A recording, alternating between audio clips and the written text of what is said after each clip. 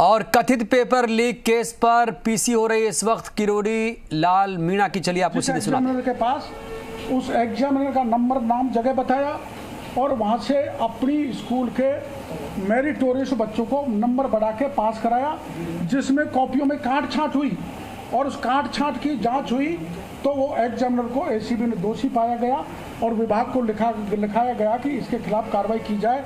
लेकिन राजनैतिक रसूख के कारण अब एसीबी की उस जांच को दबा दिया गया इसी राज में। अब बोर्ड की परीक्षा के दौरान बोर्ड की गोपनीय शाखा के निदेशक जी के माथुर व अन्य कर्मचारियों ने डीएस साइंस एकेडमी के श्री उमेश शर्मा के बीच बातचीत हुई है, जिनके पूरे बातचीत के मोबाइल के पूरे कागज में आपको दूंगा जो इसमें। अब आप जी के माथुर की कहानी यह है कि ये 14 साल से माध्यमिक शिक्षा बोर्ड में है, रिटायर हो गया और रिटायर होने के बाद में इस सरकार ने, माननीय डोटास राजी ने इनको दोबारा उसी गोपनीय शाखा में लगा दिया। उसी गोपनीय शाखा में जिस गोपनीय शाखा की शिकायत हुई थी मेरिट उल्टी सीधी बच्चों की करने की, और जो एसीबी ने जिसको सत्य पाया वहीं पर लगा दिया। और गोपनीय शाखा में लग जाने के कारण ये जी के माथुर पूरे राजस्थान के 1 दर्जन सेंटर की लिस्ट ये बच्चे लेके आए। वहाँ पर हर जगह पेपर गया है, कई जगह आंसर शीट गई है, जैसे गंगापुर में गई है। अब इसको दबाया क्यों जा रहा है?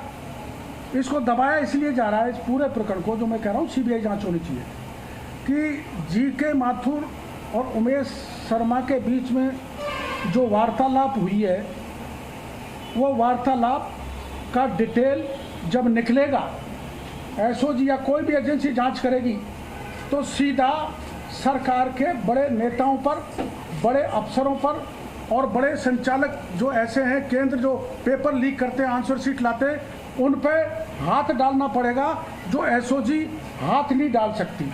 अब आप सब जानते हैं कि जो गोपनीय शाखा होती है वो सारे पेपर छपवाती है, वही परीक्षा सेंटर तय करती है, वही परीक्षा की कॉपियां भेजती है। मतलब परीक्षा शुरू होने से परिणाम लाने तक की सारी व्यवस्था गोपनीय शाखा की है। इसलिए गोपनीय शाखा के जी के माथुर, जिस पर से सरकार का वरदहस्त है, उसने परीक्षा शुरू होने से, परीक्षा की प्रक्रिया शुरू होने से परीक्षा होने तक दर्जनों सेंटरों पर परीक्षा पेपर लीक किए हैं। मैं इसके आपको एक पेन ड्राइव दे दूंगा। इन पेन ड्राइव में सारे बयान हैं बच्चों के। परीक्षा केंद्रों के बस्सी में जब विरोध किया तो लाठी चार्ज करके गिरफ्तार कर दिया, और भिवाड़ी में कौन सी नीमराणा में किया तो वहाँ बंद। इसमें सारे हैं, करीबन 1 दर्जन। सीकर में भी हुआ है, 1 दर्जन जगहों पर जब विरोध किया, कुछ बच्चियों के भी इसमें बयान है। अब इसमें डोटासरा जी सबूत मांग रहे हैं, तो मैं डोटासरा जी से कहना चाहूँगा, डोटासरा जी रीट परीक्षा एजेंसी के गोपनीय शाखा के रिटायर्ड अफसर जी के माथुर की दोबारा, जिसकी शिकायत एसीबी में थी, जो जांच में एसीबी की में दोषी पाया गया, उसको दोबारा उसी गोपनीय शाखा में क्यों लगाया गया इस सरकार में? और लगाया है उसको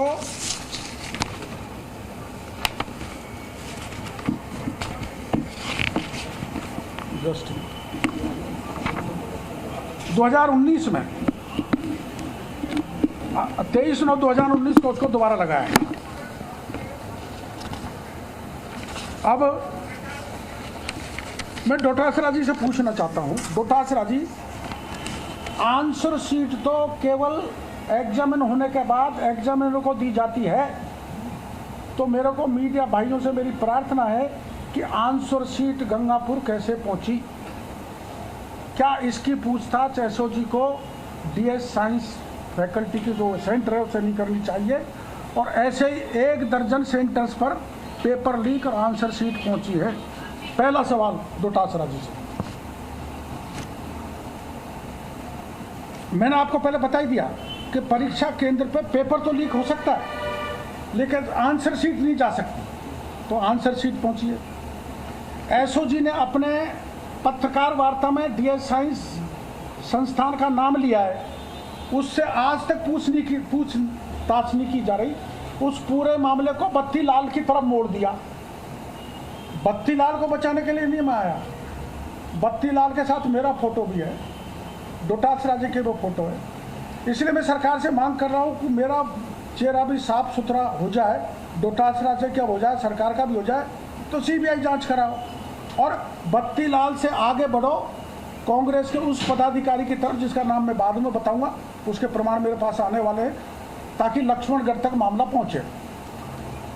अब एक तीसरी बात, एसओजी ने खुद ने नाम लेने के बाद भी संचालक को डीएस साइंस को गिरफ्तार क्यों नहीं किया। चौथी बात, गोपनीय शाखा के अधिकारी कर्मचारी ने परीक्षा केंद्र गंगापुर के संचालक से बार बार बात क्यों की। वो कर ही नहीं सकता। गोपनीय शाखा का जी के माथुर या दूसरे कर्मचारी वहां बार बार बात क्यों कर रहे थे, इनकी कॉल डिटेल निकाली जाए। फिर ये कंटेनर का हादसा था, ये घटना घटित कराई गई थी, इसकी जांच होना चाहिए। आप सबने लिखा है, ज़्यादातर अखबार मीडिया ने लिखा है कि उसके साथ कोई पुलिस नहीं थी, कोई एस्कॉर्ट नहीं थी, पलट गई, ड्राइवर मर गया, क्या कंडक्टर नहीं था क्या, तो कब पलटा, कब मरा या मारा, पुलिस 2.5 घंटे बाद पहुंची, फिर कितने पेपर गायब हो गए, फिर पेपर कंटेनर में क्यों नहीं ले जाए गए, पुलिस की गाड़ी में ले जाए गए और कितने पेपर वहाँ से गायब हो गए, ये भी पूरे संदेह के घेरे में है। कंटेनर में ही पेपर जाने चाहिए थे जो एक पुलिस की गाड़ी में चले गए। उस पुलिस की गाड़ी में जो पुलिस रूपी बाढ़ खेत को खा रही है गंगापुर में, पुलिस वालों ने ही पेपर अपनी धर्मपत्नियों को सप्लाई किया था, उस पुलिस की कस्टडी में पेपर कैसे दे दिए। इतनी संवेदनशील मामला होने के बाद भी सीओ जमुआ रामगढ़ कह रहा है अपने बयान में, जो अखबारों में छपा है, कि मेरे को तो ये सूचना ही नहीं मिली थी, मेरे को तो बहुत बाद में सूचना मिली। जमुआ रामगढ़ बंदे में एरिया में रींगस की पुलिस कैसे पहुंची, क्या मामला है आखिर में, समझ में नहीं आ रहा। जमुआ रामगढ़ की पुलिस वहाँ, ये रींगस कहाँ होकर ये कंटेनर जा रहा था। एक्सीडेंट में ड्राइवर मारा गया है या मरा है, ये रहस्यमय है। इसके पीछे कोई बड़ा हाथ मेरे को लगता है। और जिन 5 नकली 3 सरगनाओं ने जो प्रमुखता से छपा था पेपर लीक हो जाएगा, उनका इंट्रोगेशन एसओजी ने क्यों नहीं किया, क्योंकि पेपर लीक हो गया। फिर ऐसा भी 30,000 सीसीटीवी कैमरों पर करोड़ों रुपए सरकार ने खर्च किए। तो सुना आपने किरोड़ीलाल मीणा ने